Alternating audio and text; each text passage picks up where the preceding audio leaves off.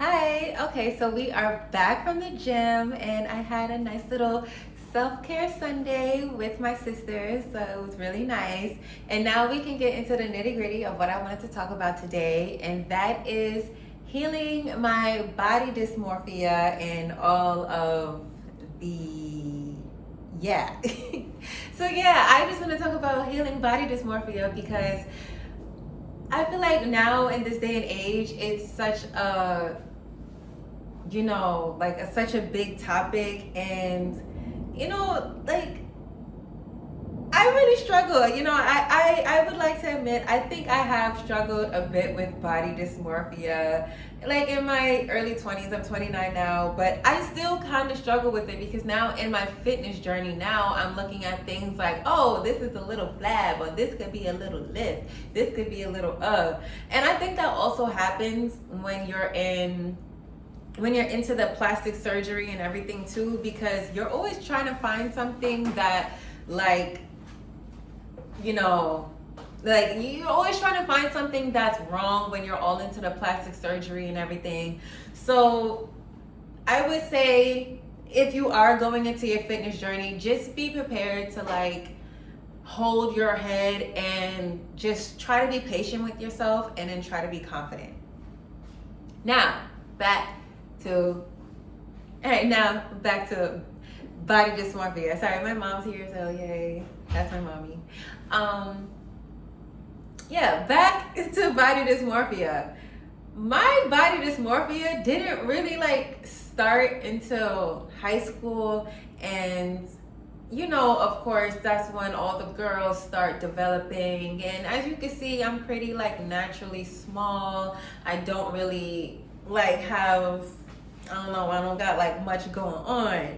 But yeah, so it was, I think the beginning of my body dysmorphia started when I was walking one day, and these two boys, I know it's gonna sound very male-centered of me, right? But listen, I was 16. Can you really blame a 16-year-old?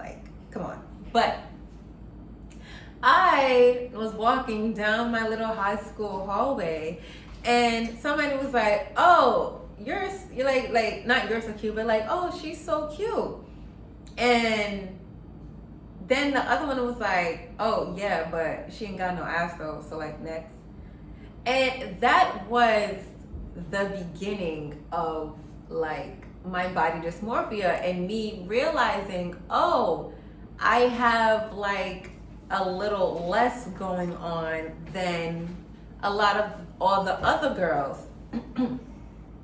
On top of you're just now coming into yourself. And around that time, I was coming up when Miracle Watts, Bernice Burgos, who else? Aaliyah Petty, Brittany Renner, Brittany Renner.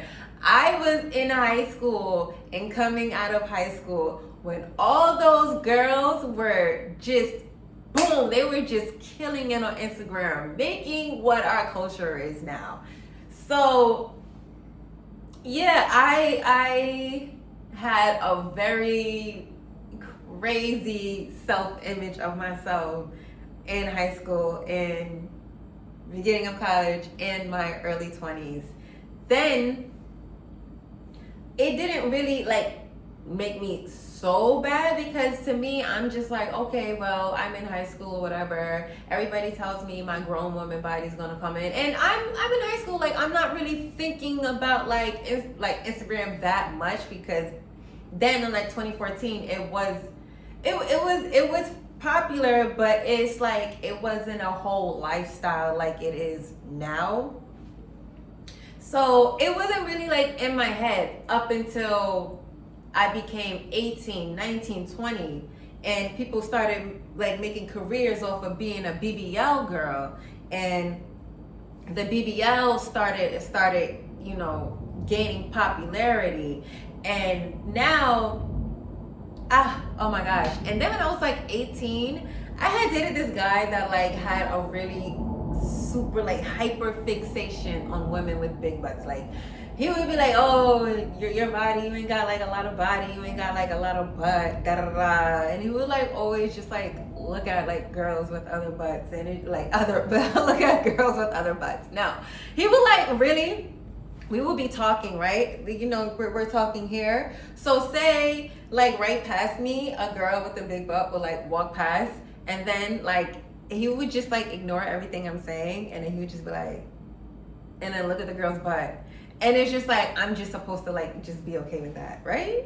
But like, you know, we ended up like breaking up. We didn't even stay together for like a whole year. So, I mean, like I'm past that now. I'm just giving y'all the gist of like why, you know, like why I like, it just started. And then I would date guys, and it's just like the guys that they follow, or like guys that would like try to compare me or things like that, you know.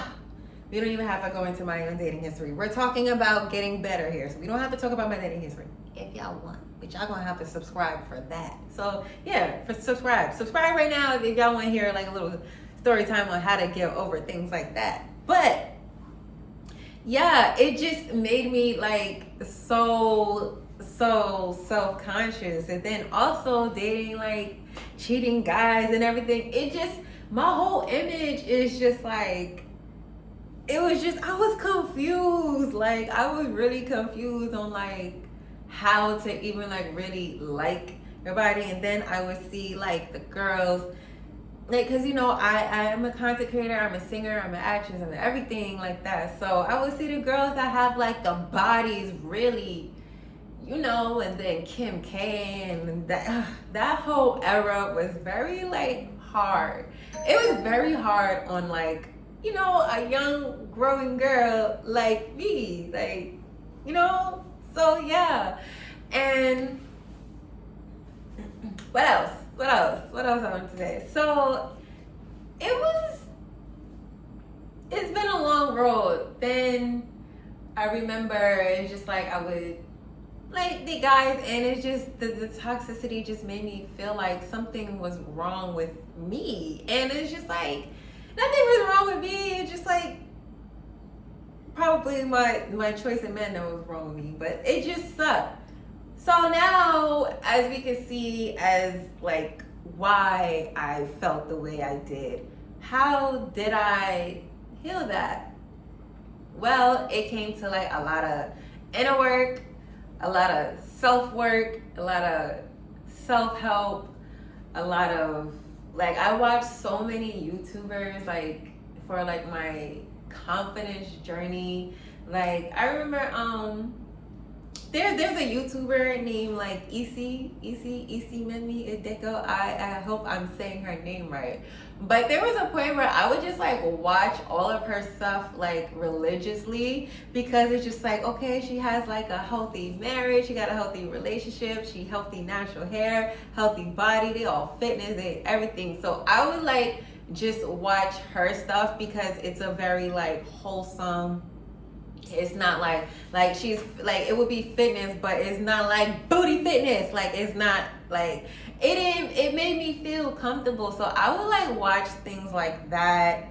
And I'm pretty sure as a natural hair woman, it's like there's things that, you know, you would probably discriminated against too, like in the, because before the natural hair movement, like how it was.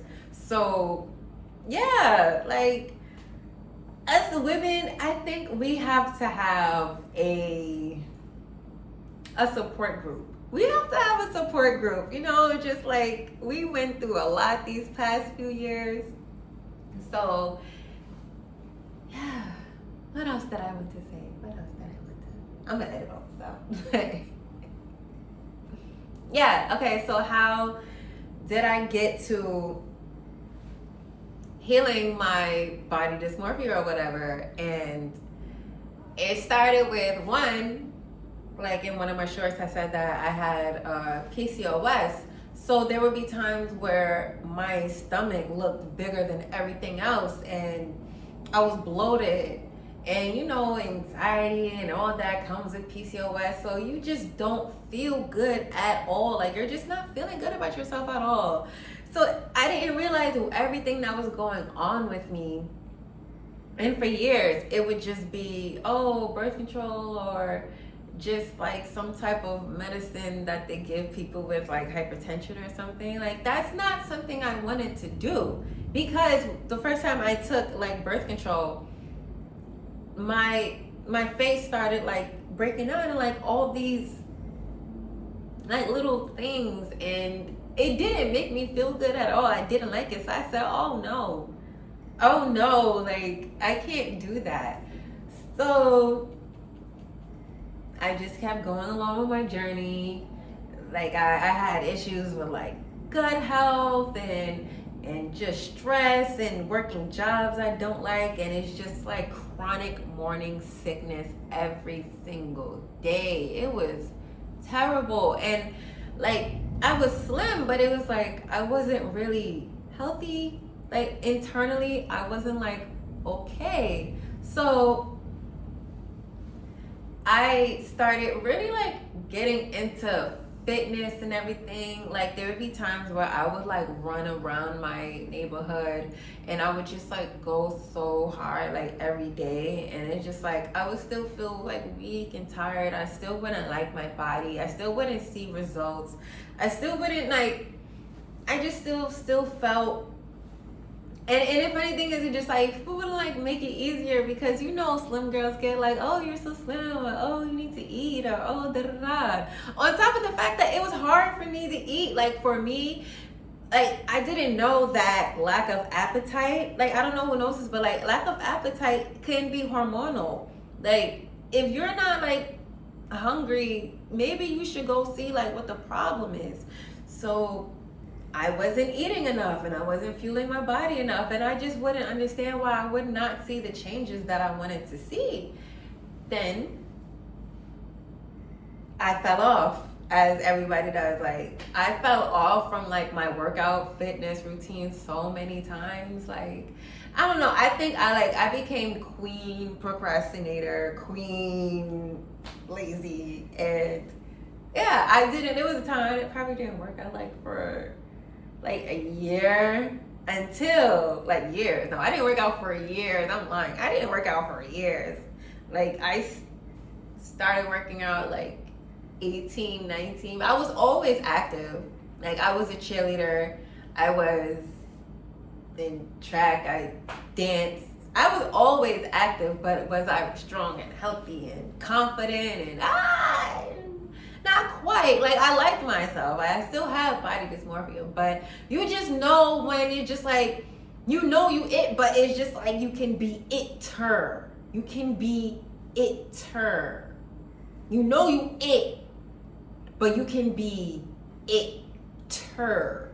Like, cause I don't ever get it like confused. Like I always thought I was her, but I can be her.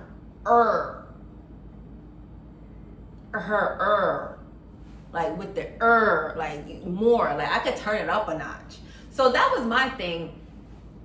And yeah, forgot. Yeah, her.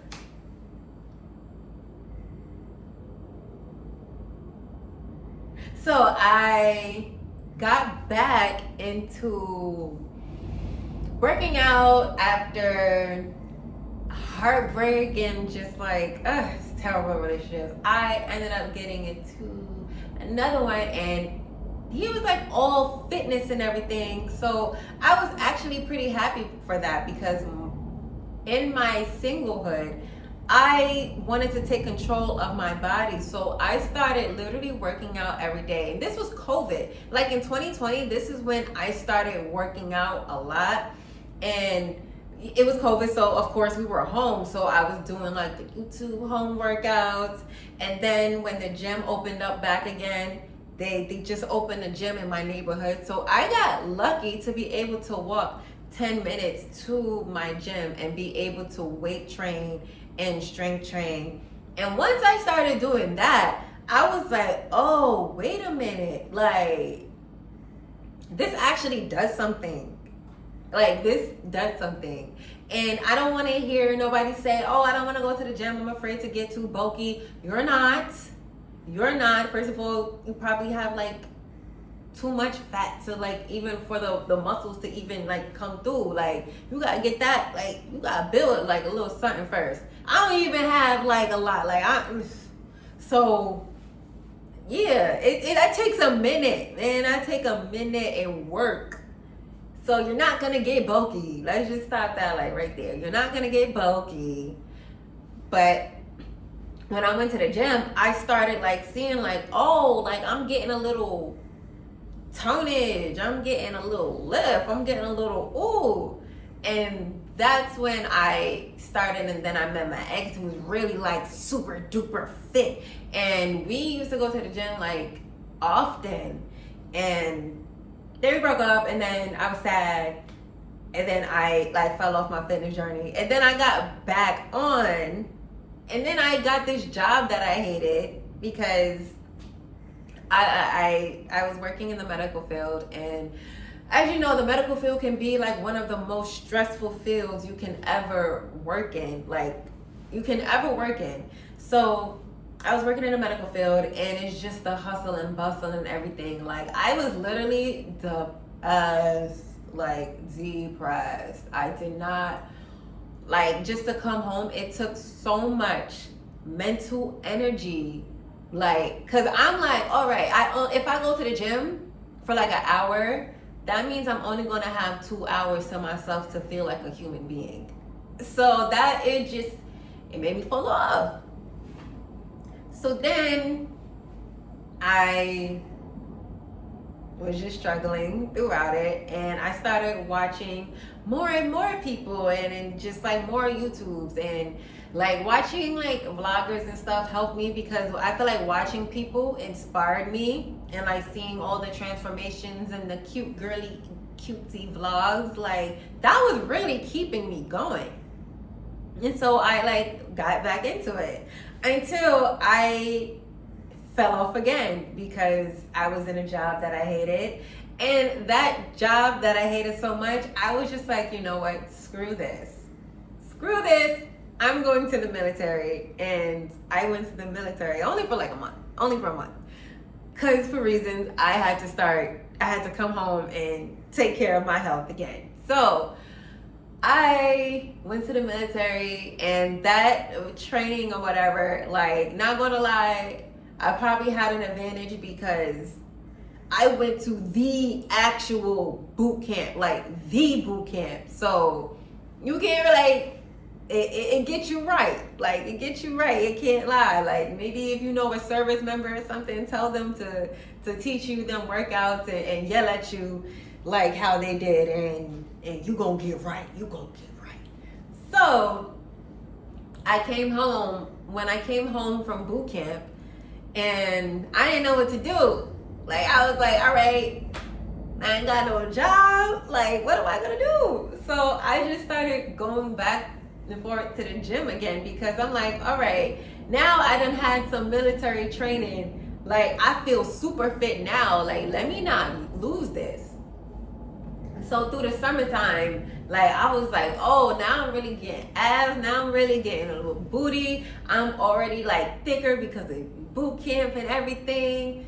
And I ended up going back into corporate medical. I went back to the medical field, and I guess you guys can like guess what happened. I was like, oh my gosh, it's like every time I went back to the medical field, like I was so miserable. Like I stopped going to the gym. I gained weight. I stopped. I got weak. Like I ain't like yo, I was so unhappy. I started the morning sickness started again. My hormones started going crazy. My period went bye-bye. And yeah, like I literally, until I lost it. So yeah. And then I said, okay, I want to, like, even though I'm an entertainer and everything, I still got to look good. And I got tired. Like, I just, like, you know what? I don't want to live a life I don't want to live anymore. Like, I am so tired of just, like, not liking what I look like and everything. So I came to to the conclusion that I was going to study to be a certified fitness trainer. So now, right now, as I make this video, I am halfway through to my certification, and I have been training myself. So that knowledge that I am learning from that certification to now that I'm applying, oh my gosh, it's like beast mode. Like, oh. And some of the things that I wasn't doing to help my body was eating enough macronutrients, because I know my accent, macronutrients, which is your carbohydrates, your proteins, and your fats. I probably wasn't getting any of that because I wasn't eating enough, which is probably causing all the stress and raising my cortisol, because my body felt like I was about to fight or die or starve to death every 5 minutes. And then I would drink like 3 coffees a day and then eat dinner. Like, who would actually like themselves, like, mentally? Who was sustaining that? I was like, I don't even know. Like, I was like a car running off fumes with a flat tire. Like, that's what I was. And now I'm making sure I am getting my protein. Right now I'm doing a low calorie, high protein. I'm focusing on just getting my strength back again. I am progressive overload. That means, like, now for the leg press, that would mean like a couple weeks ago I was at 100. Now I'm leg pressing 200. That's basically like you're progressing. I'm just trying to explain to it like a 5. But yeah, so once I get my certification, I'm going to start explaining things more. Not because it's just like I don't know, it's just I will feel more confident with that certification on my back, just so I can feel confident giving more advice. Now I'm just doing more anecdotal advice. So when I do have my certification, I'm giving exactly everything like how I learned and like professionally. Right now you're getting Tamia, but soon you will get Coach Tamia. So yeah. So those are the things that I did to like help heal my body. I stopped like drinking so much coffee on an empty stomach, started drinking more water, and I'm actually strength training. I'm training to failure, and I'm progressing my weights, and I'm getting stronger and stronger. And yeah, another thing I want to tell y'all is toning is literally just your muscles. Like, toning is your muscles, because you lost fat, because you build muscle, because you lost the fat, because you build muscle, because you lost the fat, because you build muscle, because you built the muscle, because you losing fat. Like, that's what it is. So that's just what toning is.